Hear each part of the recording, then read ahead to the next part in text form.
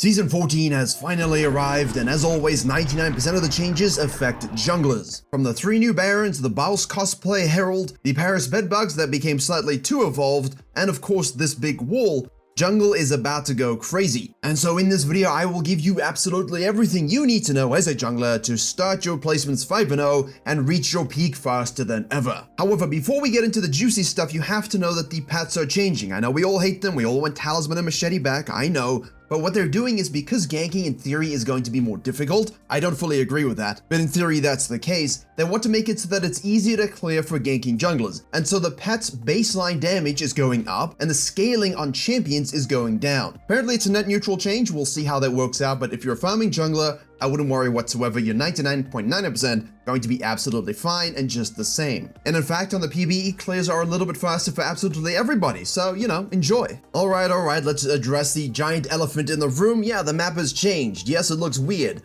Let's go through it. Blue buff on the blue side, that's the easiest one. Only one thing has changed. That side rock that went from the blue buff to the river has now been cut and rotated to go horizontally alongside the river. The bush wraps around, allowing a lot more of a wraparound to surprise and snack away those scuttle crabs should another jungler be doing it. Also, if you want to see if they're doing the grubbies or the heralds, you have prime vision. A great seed, but also something you need to pay attention to when using wards, because as you can see, the placement now will change drastically what you see in the game. It does make it a lot more open for us to kind of have those team fights around Baron, heralds, grubs, and of course dragons, because the same wall now exists on the other side, the red side of the map, blue buff area. The biggest shift, however, is the accessibility to the bottom lane. While ganking is apparently meant to be harder, there's a lot of, thoughts that bottom lane will be the most ganking lane because look at it. Look at what they've done. They've made it so that if you want to gank this lane, it matches both sides of the map. You have a tri-bush, you have an access point to the turret, you also have a wall behind that's even closer now to dive the red team's bottom tower.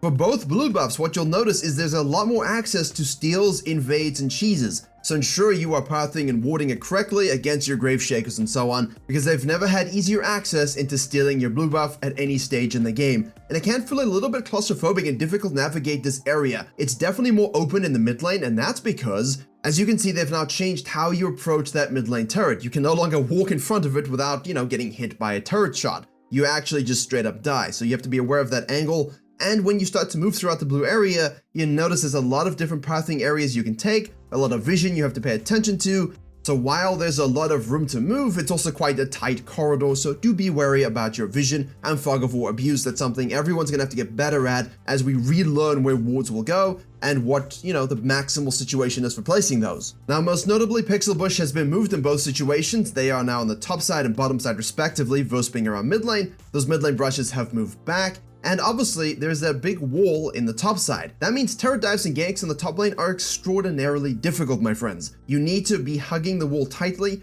abusing great angles of approach, and yes, it might be warded, but it doesn't really matter. It's exactly the same as now. If it's warded and you're approaching at a great angle, see the gank through, you'll still be able to kill people, and then clear the vision afterwards. None of that will change. You just have less ability to get into the top lane turret. You only have 2 access points for red side top lane, and obviously mid lane has become much more difficult as well, but nothing will stop good pathing from having great ganking success. As you can see, you just need to understand and track when it's warded, and you need to understand the pathing fundamentals will always allow you to get good ganks off. It just means that there's less ability for you to get free ganks, but those who are good junglers will still get the same amount of success. It does open up lane ganks, but as I've always said, lane ganks are amazing. It's things you should all be using, and this goes for all 3 lanes. Use your lane ganks. I will make a full ganking video for you next week, showing you exactly how you can do this though. And now that we've spoken about the map changes, let's talk about the Void Grubs. And that's because these suckers spawn at 5 minutes. That's right, there's no first herald at 8 minutes now, it only spawns at 14. The Void Grubs have taken the crown of the top side neutral objective. 3 of them will spawn at 5 minutes. Once you kill 1, it will go on a respawn timer of 4 minutes. If you only kill 1 out of the 3, then that's how it will be. Only 1 will respawn. Each of them has their own respawn timer, and they will all only respawn 1 time. That means there are a total of 6 Void Grubs. Now what they do is actually provide a significant amount of damage to turrets. This is a true damage burn over 4 seconds. That's right, true damage, because remember each turret and those plates, they have resistances, yes? Now, when you actually get 5 or 6 grubs, you get a special buff which summons Void Mites. Basically the spirit of ZZ Rot in the future of whatever this is. Yeah, that's what's happening. But based upon how things are going in terms of your first clears and so on, nothing changes. Yes, your gold, your experience, all of this is identical. You will do your full clears the same way. All the routes will be the same. The gold and experience are the same. The Skull Crab is spawning at 3:30. The same. What we do have is different moments in which you can go ahead and do the Void Grubs. You can of course do a full clear, take your Scuttle Crab, do a gank, reset, but if you don't reset to the same side, you're opening up the possibility that you actually lose access to all of those Void Grubs. That's a bit of a problem, because they're really easy to take and quite strong. So what I've actually been doing in my games is I will stay out a little bit and see if I can do the first 2 respawns of my camps, and then if the enemy junglers on the opposite side are dead or going back to base, I will slide in and do those Void Grubs. And yes, you can do them at level 4 with no base. If you have Smite, it's really easy to take one. So even if you can get 1 or 2 before base, that's huge. Which means you can then fall back to camps that have respawned as well if you don't want to base right away. What this means is if you're not resetting or playing towards some sort of 5-minute topside timer, you are either going to lose the Void Grubs, or if you do that, you might lose the Dragon. But that's significantly more difficult to take based upon bottom lane's prio and accessibility from the map changes we have already discussed. So be mindful of your first reset, try and sync it up with your raw sequencing of camps, and factor in those grubs into your objective taking ping pong, whereby maybe you don't start with a dragon, but you start with the grubs at 5, and you sync up so that you can take those and deny those, and then do the dragon afterwards. This will allow you to reset, sequence, and gank, and then take them again in 4 minutes. As always, we've already discussed a lot of this in the Virkayu.gg Jungle Discord, so hit the link below if you want to learn more about that directly. So with the incentive to gank top lane a little bit more, well not gank, but be top lane a little bit more due to the Void Grubs, we're going to see a bit of a shift in focus for junglers. A balanced approach will always work out, but the idea is still to be strong enough to get all the plates and then be set up to go ahead and get that new Rift Herald. There is a new buff on it that allows, you to do less damage to it. How cool. So the last champion that she attacked now does 50% less damage to her. This does mean that it's better to do it with teams, and around the 40-minute marker you would expect people to do so, but I didn't find it too difficult to secure overall. Obviously you do notice that shift however. On the other hand, you can now jump into it and pilot it. When you pilot it and it hits a structure, it does even more damage. That's again, super fun, but obviously it does leave window for bad players to drift into the wall, get shot out, and now it's ruined. So, get good at your skill. But in theory, she operates largely in the same way. And we're going to talk about the brand new Barons and what they do to the map, but just so you know, the Infernal Dragon is changing. No longer does it burn everything down like Mordor. Instead, it puts these Infernal Cinders on the map, which you can pick up. They give you a burst of movement speed and ability haste, and you can stack up, and when you die, it's like EverQuest and they just steal all your loot. So, try not to die with too many cinders, but hey, a little bit of a mini game for the Fire Dragon. However, we're all here for these brand new Barons and what it does to the map. There are 3 of these worms, but when they spawn, they change the map just a little bit. The Scuttle Crab becomes demonized. The blue buff and the red buff likewise. The blue buff and the red buff are pretty straightforward. They give a global buff to your whole team. So if you have a split pushing Malzahar, you take it, they get it. That's how it works. I'm not always a huge fan of these kinds of mechanics, but it's going to be interesting to see exactly where that lands, especially in pro play when it comes to denying enemy blue buffs and red buffs. That's the thing, right? A lot of people have games stall out because they're not aggressive enough. They don't push the map enough. They didn't get enough Void Grubs, they didn't use a Herald well enough, and now they're not stealing buffs from the enemy as an objective on the map. Now it is very much an objective on the map post 20 minutes. Get in their jungle, place wards, take their buffs, and reward your whole team, which you can then use to close out games quicker. That's the founding principle here. However, as Baron has been easy to take in recent years, they've now made it a little bit more interesting. We have 3 kinds of Barons that will respawn and change the map around them. The first one is the Hunting Baron. This creates a blast on all nearby enemy champions that takes 15% of a target's maximum HP damage in Magic after 1 second. Each form of these dragons, by the way, has a new ability that occurs 6 attacks after using his Acid Pool ability, so there's a mechanic you need to be aware of.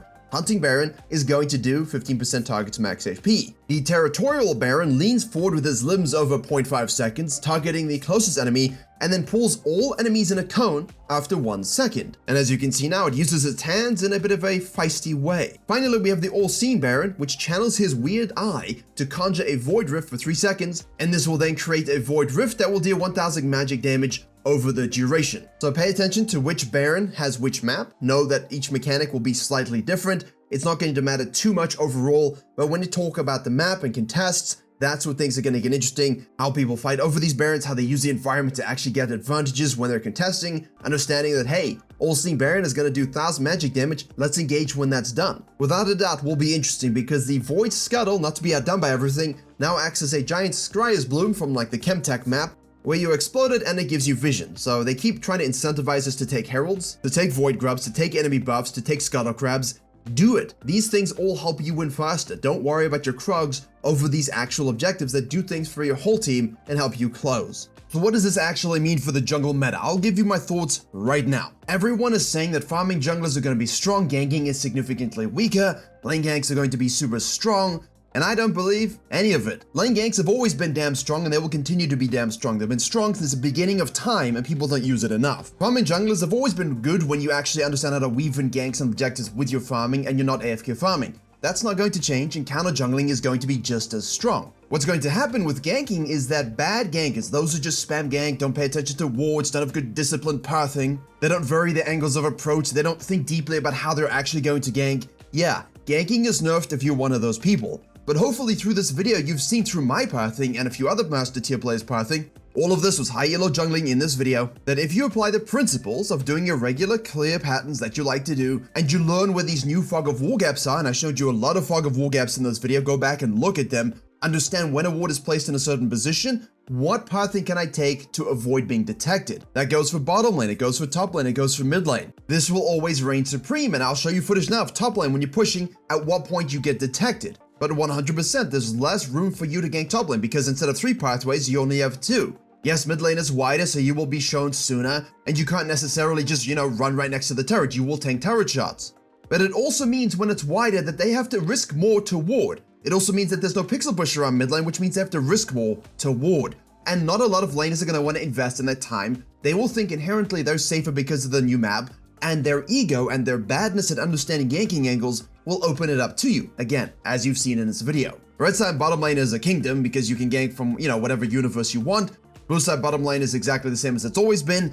All of these things, all of the way you gank will remain the same. The way you farm will remain the same. How you balance objectives will be even better because now you've got these grubbies that you can take on first rotation. You don't have to invest too much time into a herald at 8 minutes, for example. Ultimately, what I think, outside of specific numbers to the monsters and to the itemization and to the champions, the raw practice of balanced jungling, weaving in good, meaningful ganks with tight pathing, having good quadrant clears, good full clears, good sequencing, and good objective control, as always, will show you who is the best jungler. It will not be a spam ganking meta, definitely not, because that is worse because people have bad technique when they do that. And it won't be an AFK farming meta because you can still gank, and there's still a lot of room for you to play the jungle in a normal way.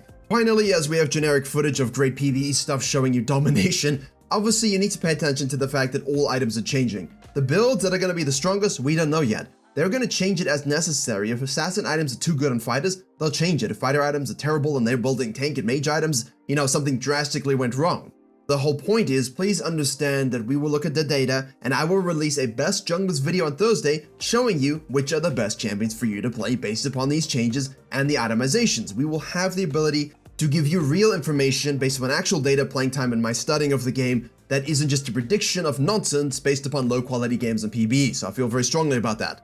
However, that being said, good gankers will be absolutely fine. People who understand fog of war abuse, understand pathing tendencies and fundamentals at a good baseline level, you're going to notice that free ganks are less free, but you're still not going to have a problem ganking lanes that are gankable, right? Your pathing will just change, your vision control will need to change, and those farming junglers, nothing changes for you. Your counter jungling's there, your void grubs are there. It is a total map control feast. What you need to understand is the ingredients on the sandwich are exactly the same. All they did is change the type of sauce that was used and maybe change the shape of the bread. But other than that sauce being different and the shape being a little different, it's the same damn sandwich. The fundamentals will always reign supreme. Those are the jungle changes for this split, and if you want to prepare yourself with fundamentals that are good no matter what Riot ever does to the map, click the video on your screen now.